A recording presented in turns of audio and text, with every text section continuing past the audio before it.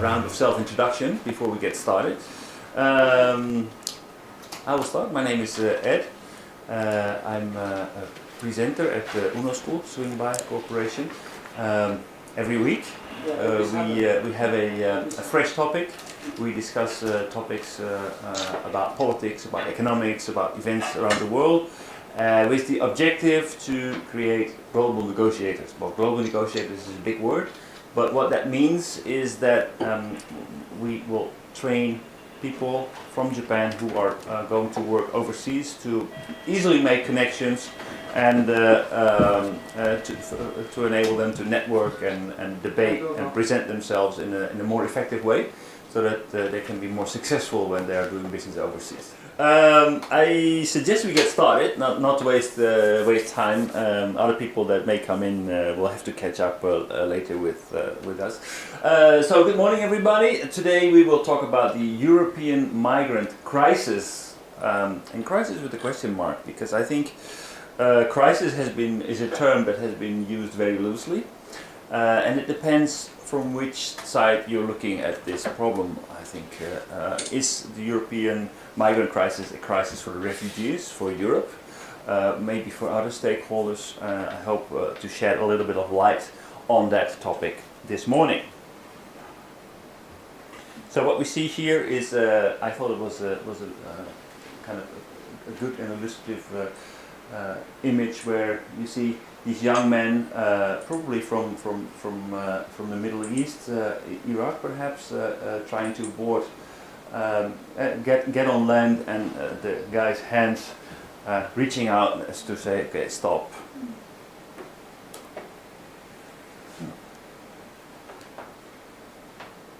Okay, so very briefly, the agenda. I'd like to look at a little bit of history in my own country, how immigration has built the Netherlands, how it has contributed to the success of the Netherlands in history. Then look at migration to the Netherlands today, to give you an idea what European countries look like compared to Japan. Then immigration in Europe per country. Look at the refugees. What kind of refugees are we talking about if we are talking about this European immigration crisis? Look at the host countries who are actually hosting these refugees in Europe. And is this really a flood wave, or is this a flood wave that was created by the media? Then, of course, we have not only the matter of allowing people into the country, into the continent, but also what happens next, because that's very important to realize that, okay, after immigration comes integration, and how successful is Europe with integration of foreigners into their culture, into their country. And finally a discussion about how this could translate to immigration in Japan. So let's first have a look back to the history of my country, the Netherlands. The Netherlands was in a long-term war with Spain in the 16th century. Actually, the war that went on and on, but lasted 80 years, and it was more or less an independence war. Spain, a Catholic country, was imposing Catholicism on the Netherlands. The Netherlands was not a country yet at that time. They were small and independent states that united to fight against Spain, revolted against Spain, with one common denominator, that was they all wanted to be free of the oppression of the Spanish. So freedom of religion, freedom of the individual was what put these small states together, and finally they managed to defeat Spain and establish the Netherlands as a country. And Article number 1 in that constitution was freedom for everybody, so individual freedom. It was the first country in Europe to have this in the constitution, and as a result, the country being free, it attracted many people from other parts of Europe who were being oppressed. For example, the Huguenots, the French Protestants came to the Netherlands. People with who were not Catholic from Spain, from Portugal, came to the Netherlands. Jewish people came to the Netherlands. And the people who came to the Netherlands were not impoverished farmers. They were people with education and money, because they were aware of the fact that there was freedom, and they had the means to come to the Netherlands. So commonly, they were rich and they were well educated. So all of a sudden, in this so in this absolutely not very well developed country, we had an influx of foreigners who came with money and with good ideas. Oh, that's the reason why your people can speak several languages. It's a long history. I think that maybe has contributed to it, but I think it also has to do with the fact that in Europe we have many different languages, but they're all based on Latin. So it's rather easy for us to learn foreign languages, and it has to do with the fact that we are a very small country. So people, especially when I was like 10, 12 years old in Germany, people in Germany only spoke German. In France they only spoke French. But today that has changed dramatically. But your people can speak French and German, right? Yes. Yeah, well, my French is actually very bad, but we learn French in school. That's so at that time, in the beginning of the 17th century, cities like Leiden and Delft had more than 50% immigrants. So 50% of the people who lived in Delft or in Leiden were not Dutch. They were from other parts of Europe. And we imported a lot of wealth and skills. And what these people brought to us was money and very good ideas. So the Netherlands was the first country to start a multinational company. Set an international company called the VOC, the East India Company. So, for example, where England and France colonialized, they established colonies as a country. We didn't establish colonies as a country. We established it as a company, because in the Netherlands we were always in it for the money, not really for the power, but we wanted money. By the way, first Indian company in Asia Pacific Yes. is Netherlands. Yes. The East Before India Spanish. Company. Oh, Spanish? Before British. Yes, so but they were countries that were colonializing, so they did it for the nation, to exercise their power, to extend their influence. They established these colonies. But in the Netherlands, like for example, why could the Netherlands get this agreement with Japan? Because Japan realized that the Netherlands was not in it for power; they were in it for the money. So for Japan, we were like the best opportunity, because we had no ambitions to conquer or to reign foreign countries. Only Indonesia was something that we really wanted to control, and it was impossible to control only from one center. So we really needed to control it. But other countries, if it was possible to establish trade relations with the lowest cost, would increase profit. So for us, Japan was a gift, and vice versa. Japan didn't want to be dominated. So foreigners brought the stock exchange and brought the idea of the first national bank. So immigration, and this is something like as a Dutch person, immigration was something that brought wealth to us, and that's often forgotten, because today when we talk about immigration, we're talking about costs, we're talking about burdens. But immigration can also help you to grow your country and then actually help your country to flourish. If we look at the Netherlands today, and if we look at where do our immigrants come from, obviously many come from Europe, with the Netherlands being member of the EU and part of the Schengen Agreement. There is there's free movement of people and goods among the borders. So you can just work in Spain if you want to, or in Portugal if you want to.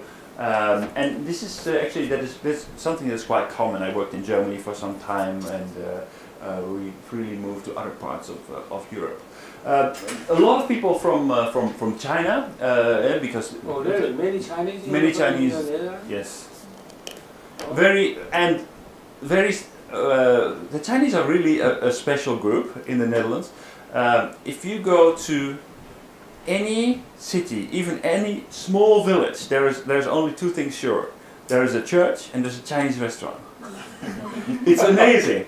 It's amazing. Even in the smallest village, we have Chinese restaurants, and it's very common. Like a Sunday night, just before national soccer league is being broadcast on television, people go to get Chinese food and eat Chinese food while watching soccer. So it's really part of that, and it becomes part of Dutch culture. You know why? Why? Yeah. I think actually it has. We have no idea about what's going on in Asia. So the Netherlands, former colony Indonesia, here they're also red. We still have quite a lot of Indonesians. They brought food culture to the Netherlands. But we didn't really know about Chinese or Indonesian. So every restaurant is Chinese Indonesian. Really? Indonesian? Yeah, Indonesian. But there are only Chinese who make the food, who learn how to cook a little bit of Indonesian. In the world, every city in the world, they have the Chinese people living there, except India. Except India. But there are quite a few persecuted. Always persecuted. Chinese. So. People from the United States, but by far the largest groups are here from Turkey and Morocco. That has a history. That they cause any problem for Turkey and most people? Moroccan is cause any problem? Yes, we'll look at that a little bit later. But how did this pattern start to occur? Basically, what happened after World War II, we were rebuilding the country, and just like Japan, we were in a period of very quick, fast growth. So we didn't have enough people to work in our factories and to do the dirty jobs that we didn't really want to do. So we got people from Greece, from Italy, from Spain to come to the Netherlands and to work for us. Now, gradually, like these countries were getting wealthier, and workers went back to their hometowns and their own country. So after that, we were looking a little bit further and found people especially from eastern Turkey, which was rather impoverished, and from Morocco, who were very eager to come and work in the factories. But unlike the people from Greece and from Italy, they did not go back to their country. Instead, they invited their family to come live with us. So we basically invited them to come and work for us with the expectation that they would go back, but they didn't. And they actually started to settle and bring in their families and become part of Dutch society. And we will look at this phenomenon a little bit later when we look at integration. So immigration in Europe. Currently in Japan, the immigration rate, so the number of foreigners in Japan, the percentage of foreigners in Japan is roughly 1.5%. It's a little bit below that, but roughly 1.5% of the people living in Japan Korean were and most of them are Chinese or Korean, so you wouldn't even recognize them on the street if you would encounter them. Europe is completely different. For example, Switzerland, the population of Switzerland, 23% of the people in Switzerland are immigrants. In Austria, it's 15%. Ukraine, 14.7%, many Russians. Then Germany, 12.3%. Spain, 10.8%. France, 10.2%. Netherlands, 10%. United Kingdom, 9%. Russia, 8.5%. And Italy, it says here 4.3%, but it's probably more likely to be double. Their figures are a little bit. So the countries are much less homogeneous than in Japan. So if we look at immigration, Netherlands stands at 10%, but 10% is only the people who were not born in the Netherlands. If we also include second generation. It means advanced country, any of advanced country, immigration people is about 10% of population, right? So it Yes. means in future Japan might accept around sort of figures came from like China or Korea or those areas people, right? It means It may be very necessary. 10 million people. So these are the numbers, and since we have a longer history of immigration in the Netherlands, actually, if we include the second generation immigrants, so the kids who were born from foreign parents. Only German has 100 million population. It means 100 million. It means 12.3 is 10 million, right? German. It's population 10 million. 80 million, 90 million, right? So 80 million. Yeah. Oh, so many. Yeah, 80 million. 12.3%. Netherlands is less than 10 million. Oh, no. No. We have 16 15 million. People. So that's roughly correct. Yeah. So, but basically, Europe is much more of a melting pot than Japan. We have many more. Our percentage of immigrants is much higher than in Japan. Now, looking at the so-called migrant crisis or immigration crisis into Europe, we all follow the news, I assume, and there is a lot of media attention in Europe. Like Europe is being flooded with immigrants, at least that is the story. So where do these immigrants come from? Well, the biggest group comes from Syria, obviously. But there are also many people coming here from Eritrea. Eritrea that's being oppressed. They, I believe, at the moment are the second largest group. There are people coming here from Nigeria and Ghana. Oh, Eritrea! I didn't know that. That Eritrea is just Saudi Arabia. Eritrea used to be part of Ethiopia. They became Ethiopia. Yes, they became independent in the end of the 80s, beginning of the 90s. They separated from Ethiopia. At that time, they fought a long, hard war against Ethiopia, became independent, had an enlightened leader, but that leader started to believe that he could not be missed and has gradually turned into a dictator. And at the moment, Eritrea is very oppressive, a very oppressive country. So many people of Eritrea and here Somalia are fleeing towards Europe. They cross the desert. Like for example, people who make this trip are not very poor. At least not for African standards. They are poor, but they are not that poor. They have a strong motivation because this is not a pleasure trip. This is a dangerous trip that you undertake. But they have the means to make this kind of trip. Illegal immigrant people, typically they are not poor. They are not poor. No, they're not poor. They have the capacity to pay a few $1,000s. Except Syrian and Afghanistan. Even Syrian. Even Syrian. Yeah, even Syrian. But the living standards in Syria are higher than other countries. So it might be acceptable. Like for example, Somalia and Eritrea. Oh, so it might be acceptable.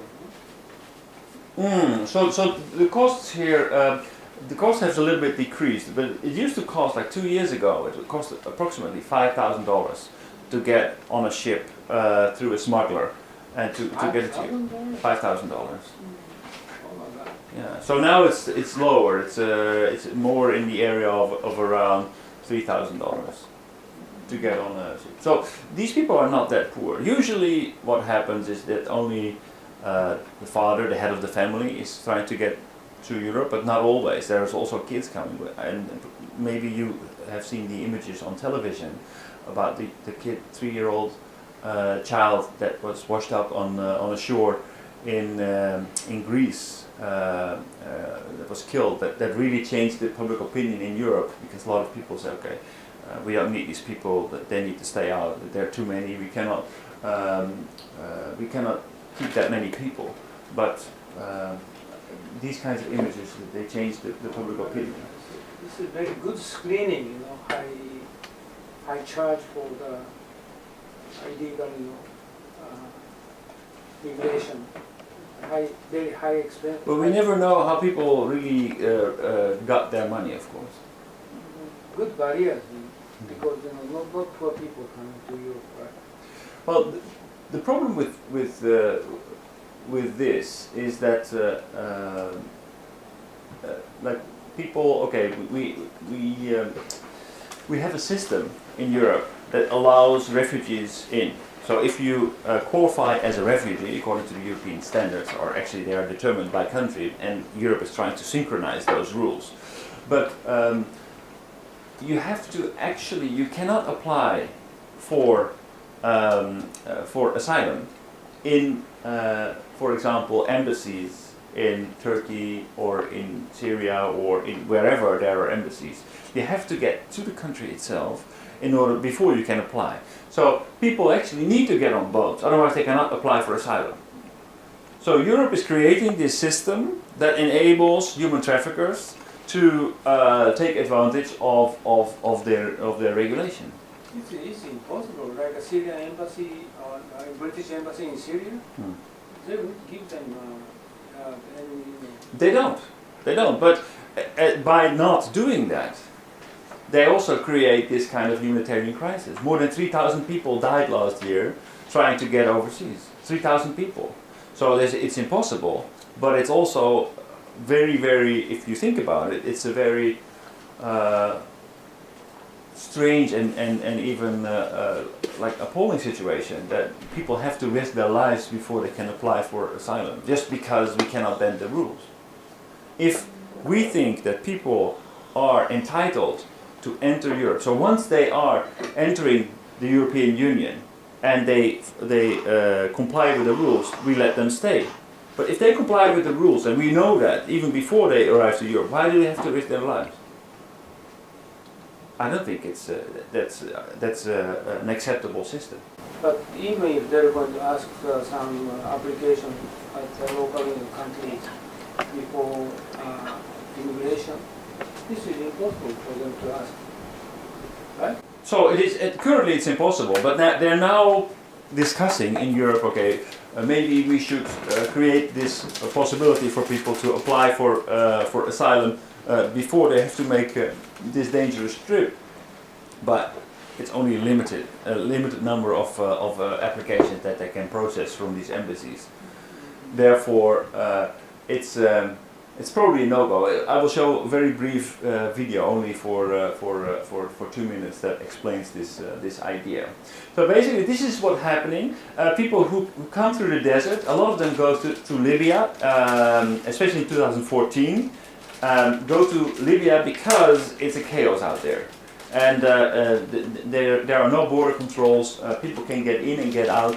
And it's like a heaven for human traffickers. People are being taken advantage of, but they are the best option to get out of Africa into Greece or into Italy. Lampedusa is a... you know how many days from Tripoli to like Italy? It depends, because what happens is that they put these people on boats, and as many as possible because of profitability. They put as many as possible on a boat. Then they put enough petrol in the boat, and they bring it into territorial waters. Then the human traffickers, they get off the boat and into these small speedboats, and they go back and they just let it drift until a ship picks them up. Sometimes a ship picks them up within a day. Sometimes it takes 2 days, 3 days, 4 days. But that's how people die and suffer, because there's not enough food, no toilet facilities. These ships are overcrowded. If they come in bad weather situations, people just die out there. So people take a huge risk to get to Europe. And to give you a small idea. 谷口さんごめんね。いえいえ、とんでもないです。 Uh,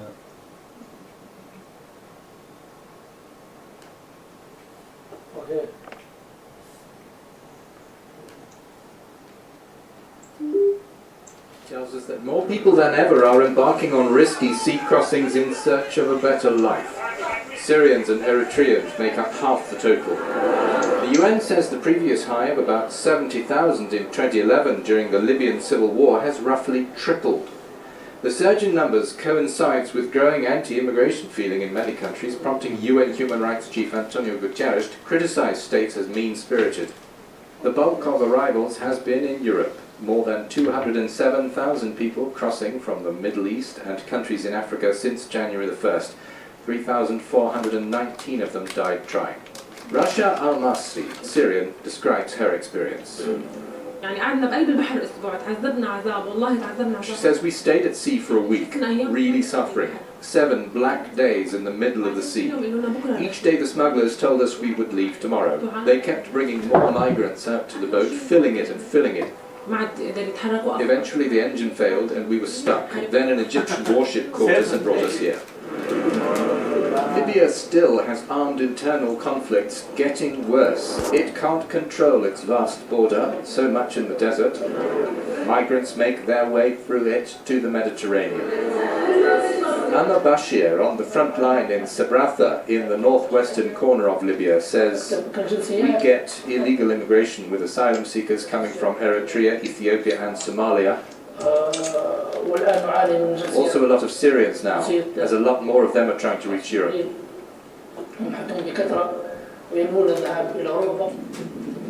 Sabratha's fishing port is a major starting out point for attempts to reach Italy. Other bodies of water crisscrossed by people fleeing war and desperation include the Red Sea and the Gulf of Aden. This year 82,680 people took that route from the Horn of Africa, trying to reach the rich Persian Gulf countries. 242 are known to have paid with their lives. 540 died in the Bay of Bengal from among 54,000 boat people there. The UNHCR says at least 384,000 people have taken to the seas this year.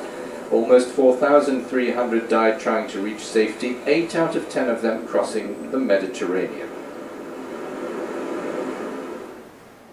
Okay. So if we look at the estimated death toll, this is data from the UNHCR, the UN body for refugees. In 2007, people in the Mediterranean losing their lives estimated at 990, then decreasing towards 2010. 2011 a surge, and then last year 3,500 people have estimated to have lost their lives. But in 2015 it seems to be getting worse than in 2014. But we don't know how many actually, right? We don't know exactly how many, but well, this is the UN estimate. Already in April, the number stood at 1,750 people who lost their lives at sea, and we can see many videos if you Google, if you go to YouTube. You can see many examples of people's washing up. Actual illegal immigrant people were going to be more than multiplied by hundreds, right? Oh yes, much more. So it means since 2014, illegal immigrants drastically increased. Yes, but there are so many people on the run at the moment, from Syria, from Eritrea, from Africa, from Afghanistan, from because the too many family conflicts. invites them to come to Europe, their family. Well, I don't think that at the moment we will see. This is Why do they so much increase in? because the number of conflict zones is increasing. The situation in Syria is deteriorating.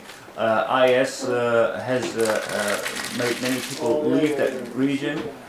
So it's at the moment the refugees from Syria, Iraq are by large the biggest group, and they were not.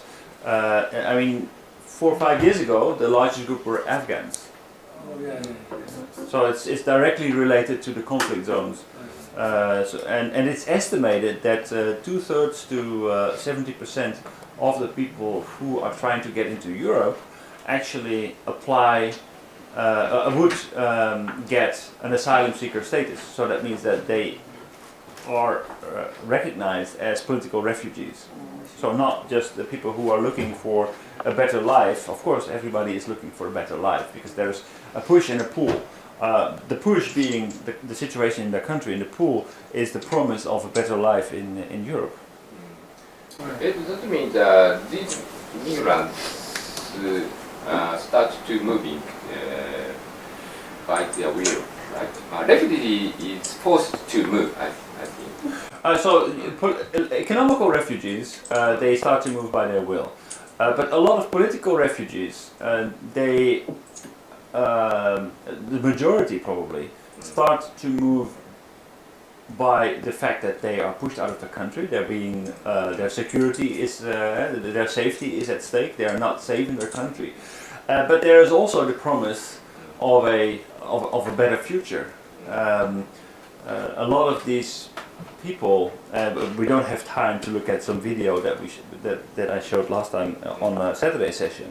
But if you listen to the people in the interviews, they have a kind of naive idea about how welcome they are in Europe and how big the opportunities are for these people to find jobs and to find housing and to become part of European society. The reality is completely different. They will be locked up in some temporary housing. They will not have the right to work. It will take a long time before they are acknowledged, and once they are out, it's very difficult to get into the societies where they settle. But many people believe that Europe is fantastic and that there's money for free and it's like the closest thing to heaven. It's not. It's not. But people don't realize that. So look at the figures of 2014. Currently, the majority of refugees in 2014 were Syria, number one, Eritrea and Afghanistan, Darfur, Southern Sudan, Iraq, Somalia, Nigeria. And the estimate was like that depends a little bit who you're listening to, but roughly 2/3 to 70% of the people that come into Europe actually qualify for a visa, for a status as a political refugee. Now, who's taking in all these refugees? So Germany is the champion here. They take almost 40% of all refugees. They end up in Germany. Sweden, number two, almost 30%. Then Italy. But Italy, a lot of people are actually going through. Switzerland, France, Netherlands, Britain, Belgium. What is also very much telling is these blue, these circles here. The blue part is actually the number of accepted applications, and there we see that actually Germany is only awarding less than 50% of the people who come in as refugees are acknowledged as refugees. So more than 50% is being sent out of Germany, whereas Sweden allows almost 80% of the people to come in. Approved. Yes, approved. What do you mean, left side or right side? This is actually, the right side gives a little bit, I think, a little bit of a better perspective. Because it shows the relative numbers of people allowed in. So, like Germany allows most people in, yes, but Germany has a much larger population, so they have a much bigger capacity to absorb refugees. So per 100,000 people, Sweden is allowing many more people in. Malta is allowing many more people in. Switzerland, Cyprus, Denmark, Bulgaria, Norway, Netherlands. How many population? Germany only has, percentage-wise. How many population? Okay. So Germany is always seen as the most tolerant, the most welcoming country, but actually they are not that welcoming, and they, percentage-wise, they do not absorb that many. Italy is number 3. It's unbelievable, but they treated that treatment for illegal immigration. Italy. So Italy is but of course Italy is also a large country. do. No, I'm work. talking about Italy's bad treatment for illegal immigrants. It's yeah, that's said to be true. Italy gets a lot of immigrants from West Africa. Oh, West Africa. Yeah. Yeah, they get a lot of West Africans to enter there, and they have a kind of large society already there, so they're a little easy China to. really gives them money for asylum seekers. Italy, Yes, they're not yeah, they receive money. Every country in Europe they receive money, but they receive more money in Germany. Oh, more money. Yes. Do you know how much money? I think that the daily allowance is about $30. Daily? Daily. No, not monthly. No, daily. Daily? Daily. No kidding. 30 US dollar? Yeah. Daily? Yes. But the cost of living is not free. They cannot work, so they need to survive on that money. They will not even if they can work, but they will not work. Well, that is most people do not come. Of course, there are people who will come and say that that's enough for me to get by on. But a lot of people are young, and they want to find jobs and build a better future because they want to bring their family to Europe. But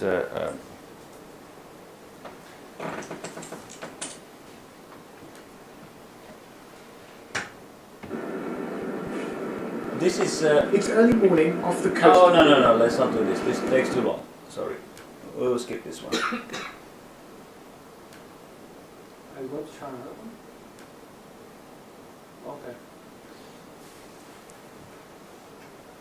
So this is the situation when we're looking at the European crisis. We also have to look at the situation, the actual situation at home, because actually, if we look at, for example, Syria, then in Syria, 7.6 million people are internally displaced. That means that 7.6 million people have either moved to different places within their own country. But how many population are there? 14 million, I think. 14 million. 14 million. This is the total population. Oh, 60 million. Let's see, 4 million Syrian refugees in 5 host countries. More than 60 million people are in need of assistance. I will show a little video giving the total. But if we look at the refugees, then in Jordan has 629,000 refugees from Syria. Now this is larger than the total number of refugees in Europe. Lebanon has almost 2 million refugees. 1 in 5 people currently in Lebanon are Syrian refugees. So Europe is saying that they are facing a crisis with the immigrants. We have 780 million people. So the number of refugees at the moment that are entering Europe is 0.8%. 0.8% relative to 20% in Lebanon and well, roughly speaking, 7% in Jordan. So those countries are doing much more than Europe is doing to harbor these refugees. Let me show you where the Syrian refugees are today. Before this very tragic conflict started, there were around 20 million people living in Syria. 20 million. Each block here represents 1 million. 20 million, sorry, not 40, Today, 20. more than half of that population, 12 million, have left their home. 8 million have fled to other parts of Syria. They are often referred to as internally displaced. 4 million live as refugees in the neighboring countries. It's mainly Turkey, Lebanon, and Jordan. Now, how many has made it to the European Union? It's only a quarter 250,000 Syrian refugees that have applied for asylum in the European Union. This is less than 2% of the total number of internal and external refugees from Syria. In Syria, the tragic conflict is intensifying. Daesh, the so-called Islamic State, recently took control of one more city, so the number of refugees will increase. The Syrian refugees are not allowed to apply for asylum in the embassies of the EU countries in this region. But if they find a way to travel to an EU country, then inside the country they are allowed to apply, and they will also be granted asylum today because the situation is so terrible in Syria. But in order to exercise that right, they have to enter the EU illegally through costly and dangerous journeys. But presently the European Union is discussing a quota plan that will enable refugees of different origin that live outside Europe to apply for asylum before coming, and that will secure safe travels. But the plan only includes 20,000 refugees. So even if applied only to the Syrian refugees, it will just cover 0.2%, that is 1 in 500. So today the European Union does everything it can to stop more than 99% of the Syrian refugees to apply for the asylum that they are legally entitled to in EU countries. You want to say accept more, no? Yes. Because actually, I mean, if you think about it, He's your family? no, he's Hans Rosling. I wish Hans Rosling is a very famous TED speaker, a statistician. Maybe you have seen it. He has one of the most popular TED Talks ever about the correlation between healthcare and economic growth. Okay, Dutch? No, he's I think Norwegian.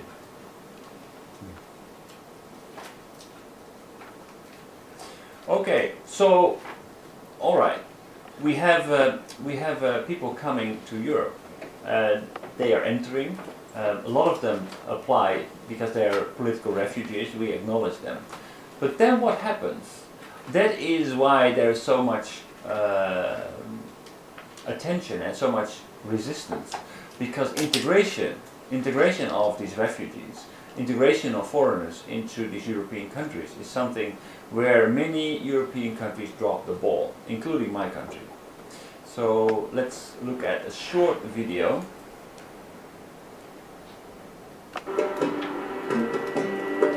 This is I will show only 5 minutes.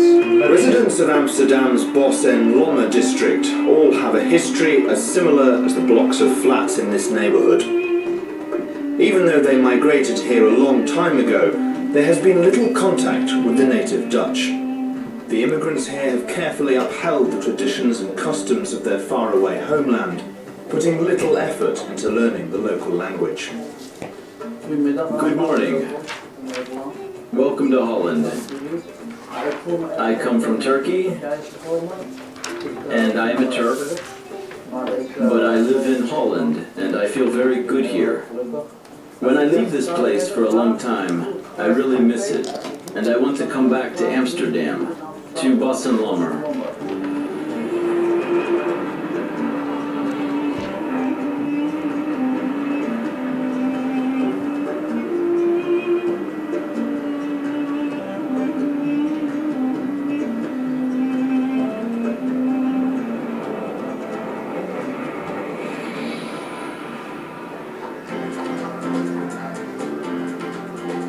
A completely different way of life can be found only a few tram stops away from Bos en Lomme.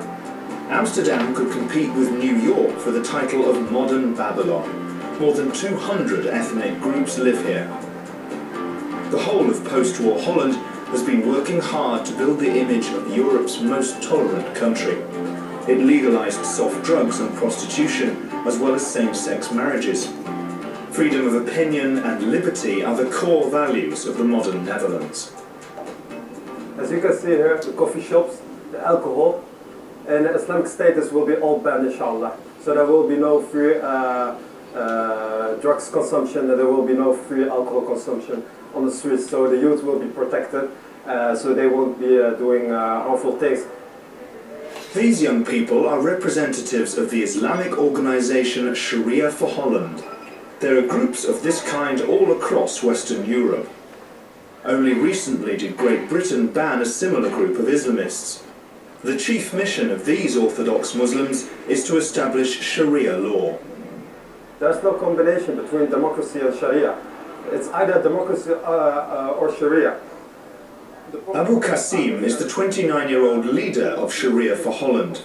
Even though he is actually of Moroccan descent, Abu Qasim was born in the Netherlands, schooled here, and is fluent in Dutch and English.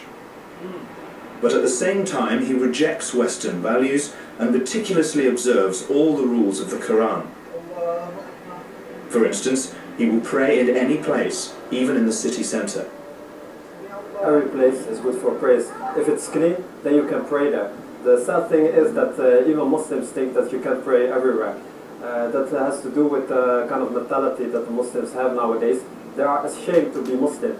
They don't know what Muslim is. That is, the reason is because they live for 20, 30, 40 years under non-Islamic government.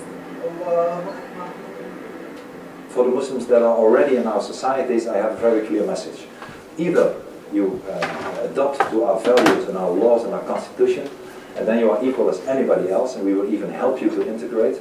But if you don't, if you cross the red line of violence, or wanting to implement Sharia or any other terrible thing, then we have to either put you in jail or expel you out of our countries. In the summer of 2010, the Freedom Party, headed by Geert Wilders, came third in the parliamentary elections in the Netherlands, having received 23 mandates. Wilders is known for his right-wing views and harsh criticism of Islam. His film Fitna demonizes the Quran, comparing it to Adolf Hitler's Mein Kampf. The problem with Holland is that we were too long, too tolerant. We should stop the immigration of people from Muslim countries. We should stop the Islamic symbolism. I wouldn't want to have more mosques in the Netherlands. I want Islamic schools to be closed. Let the people integrate with other children from other religions or public schools or whatsoever. And I want that we have tough penalties to people who are committing crimes. Send them away. Send them out of Holland.